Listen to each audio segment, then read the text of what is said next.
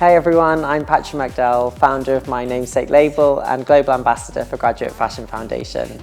Being a fashion designer and owning your own label has many different roles within it. It's everything from accounting to sewing to designing to being a stylist to taking the bins out, and it's probably less glamorous than you think it is.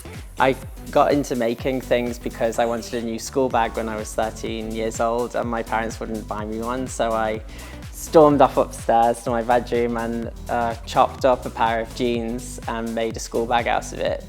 And I was really excited by how that made me feel and how other people at school reacted to that bag, and that kind of sparked this whole story of me kind of cutting up old things and making new things out of them. From then I went on to make more and more things out of old things. I then made about 100 bags out of old fabrics and sold enough of them to have enough money to buy my own sewing machine, which then meant I could go on to make more complex things like dresses. Eventually got to a point where I was kind of looking at applying to university. I'd decided on Central St. Martin's and did an internship at Burberry for a year whilst I was studying, which really opened my eyes to kind of the waste issue in fashion and how big the fashion industry is. Went back to Central St. Martin's to finish my degree and then really decided that this thing I'd been doing for the past 10 years, making new things out of old things, was actually called sustainability and was a viable business. As a working class queer person, it's been amazing to have many career highlights, but I have to say one of them is starting a scholarship at Central St. Martin's with one of the brands I work with. For me, creative education is super important. That's one of the reasons why I'm an ambassador for Graduate Fashion Foundation.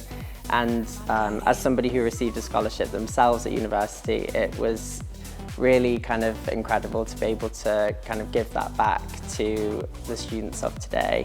So for me, the things you really need to be a fashion designer are organisation and creativity and the willingness to start. You kind of just have to conceptualise and create your ideas, and however you do that is fine. So some people glue things together, some people staple things together, some people use a needle and thread, like I did when I started sewing.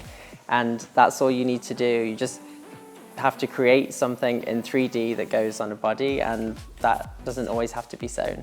So throughout my career, I've had the amazing opportunity to dress amazing people like Rita Ora, Kylie Minogue, and been really lucky to be nominated for an award by people like Anna Wintour, which was really incredible and career-changing.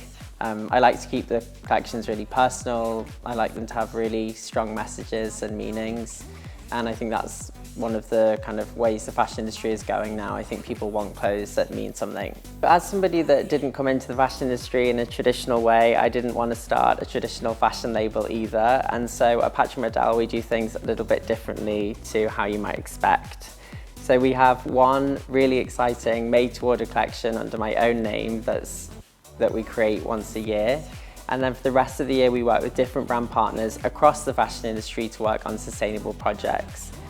So when you have an idea for a collection, usually it starts as like an inkling or something you've seen that you're interested in, and then I'd start drawing. I'd develop those drawings kind of over a few months, and then we do toiles, which is kind of like a sample version. So you make something in a cheaper fabric, something that you've got lying around to kind of conceptualize the shape. And then from there you do a sample in the real fabric, and if you're feeling really bougie, you can do a second sample and then you're ready for your show. Sometimes when you work in sustainability, that can be a little bit different because maybe you're working with found fabrics or found garments, things that you've only got one of, and that's really amazing because often it's with those kind of limited things that you end up creating the most amazing ideas. So my 3 top tips for getting into the fashion industry are: number 3, trusting yourself and following your dreams. Number 2, to start making and to try and to keep experimenting.